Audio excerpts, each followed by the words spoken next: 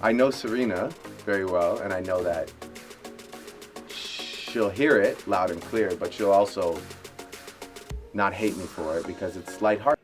And if I've learned anything this year, it's that none of us, not a single one of us, not even me, should ever pick a fight with Kendrick Lamar. They not like us. They not like us. They not like us. Hey! So, if you're curious whether Drake is still caught up on the women who ghosted him, the answer is a resounding yes. Out of nowhere, Drake decided to unleash a huge collection of unreleased tracks and behind-the-scenes clips. We'll break it all down for you. Be sure to like the video and subscribe to the channel. These gems include old footage featuring Rihanna and chats with his mom about his crush, Serena Williams. When I make songs about women, I also make songs for them. If I'm gonna talk about them, I'll at least do them the justice of making them a song that they... This drop comes right after A$AP Rocky put Drake on blast in a new track for being stuck on Rihanna all these years. Fans are buzzing about it, saying Drake's fixation on women who've moved on and started families is borderline creepy. Drake's fans are rushing to his defense, claiming he's just playing into this narrative on purpose, being the ultimate troll. But even if that's the case, it's not exactly a good look. With all his success and the big 4-0 just around the corner, you'd think Drake would have outgrown these petty online games. It's wild because Drake's early music had more depth and maturity compared to the stuff he's putting out now. It feels like the older he gets, the less substance his music carries. But wait, there's more. Fans recently dug up that Drake is still active on his Finsta account, dropping shady comments about J. Cole like he's in some high school drama. At this point, it's just embarrassing. You can't even chalk it up to trolling anymore. Given his age and status in the industry, Drake should have ditched these antics ages ago. Now, let's dive into him dragging Rihanna and Serena back into the mix. Fans are branding Drake as an obsessed stalker, and the weirdest part is he only started taking shots at these women after they moved on with other men. How did Drake even think this would play out in his favor? Throwing shade at Rihanna and Serena just screams bitter ex, and that narrative has already blown up in his face. TikTok is now flooded with receipts showing Drake's obsession with Riri and Serena. You know, where I don't have the fairy tale like, oh, Drake started a family with Rihanna and like this is like so perfect. Or like, you know, Drake, yeah, it's like it looks so good on paper. I wanted that too. Well, I mean, and I didn't get it too. By the way, I wanted that too.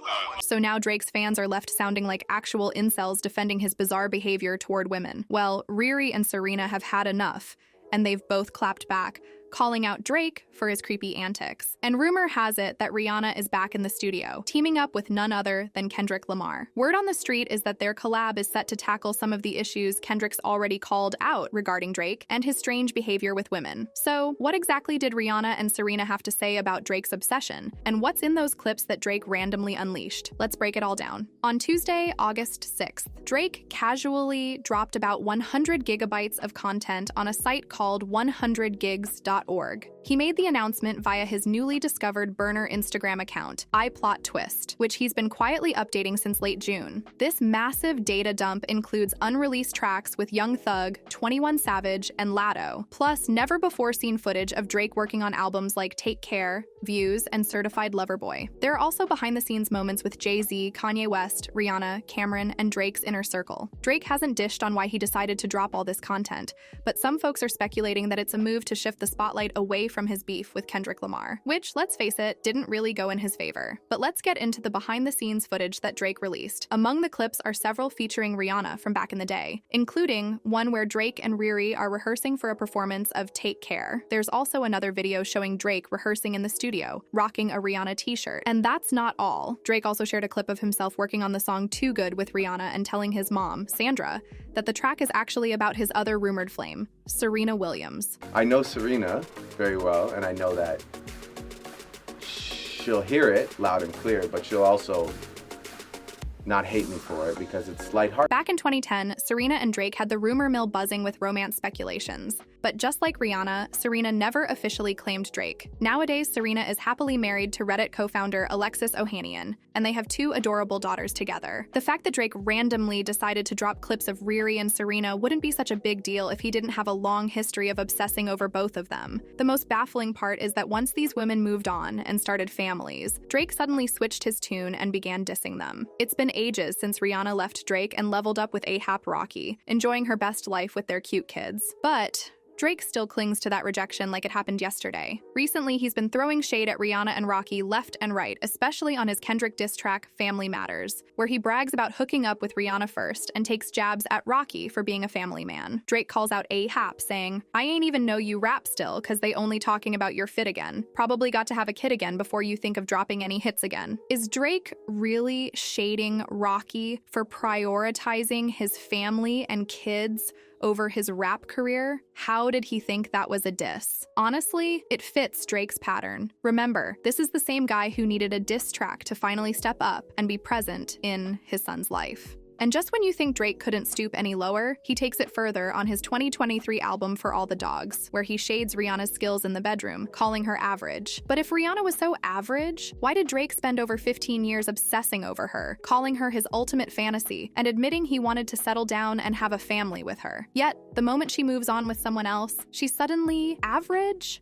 I mean, she gives me inspiration, but it more comes in the form of, like when we dance, she just presses up against me a little extra hard, That's really my motivation to really do well. And let's not forget, Drake is nearly 40 acting this way. On the track, Fear of Heights from For All the Dogs, Drake raps, "Yeah, and the ex was average with you. Yeah, I'm anti cause I had it with you. Okay, I'm anti like your daddy's sister, anti like a family picture, and I had way better than you." Then Drake references Rihanna moving on with Rocky, trying to convince us he's totally over her. He raps, "Why they make it sound like I'm still hung up on you? That could never be, girl. Can't ruin me, better him than me." Yeah, Drake is definitely not hung up on Rihanna. That's probably why he still mentions her every chance he gets. The most cringe-worthy part is that Drake only started throwing shade at Rihanna and labeling her as average after she went public with Rocky. This is kind of his signature move. He's dissed every woman who turned him down and moved on with someone else. Rihanna, Nicki Minaj, Megan Thee Stallion, Halle Berry, Serena Williams. Let's break down this Rihanna saga because Drake's fixation on her is not just awkward, it's straight up unsettling. Drake and Rihanna first met back in 2005 when Riri was in Toronto filming the Pon de Replay music video. Drake later claimed he was smitten with Rihanna from the get-go, but let's be honest, Riri was never as into him as he was into her. Soon after meeting Drake, she started dating Chris Brown. After the incident the night before the 2009 Grammy Awards, Rihanna and Chris ended their relationship. Shortly afterward, Riri reconnected with Drake. In May 2009, they were spotted on what seemed like a date at Lucky Strike Bowling Alley in NYC. But this outing clearly meant more to Drake than it did to Rihanna. She quickly shut down the romance rumors, making it clear she was just having a bit of fun with Drake, and it wasn't anything serious. Meanwhile, Drake caught feelings hard. While Riri played down their little bowling date, Drake went into full-on obsessed mode and even penned a whole song about it, Fireworks, where he sings,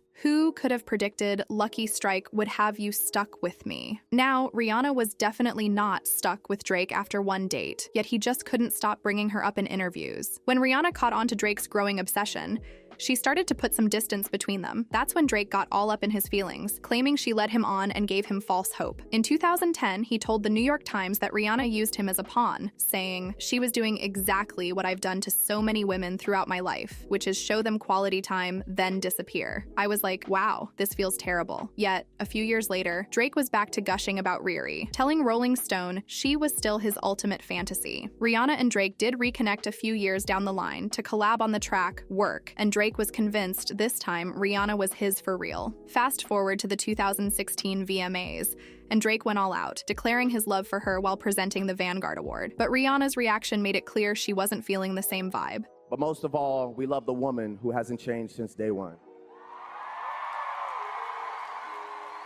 She's someone I've been in love with since I was 22 years old.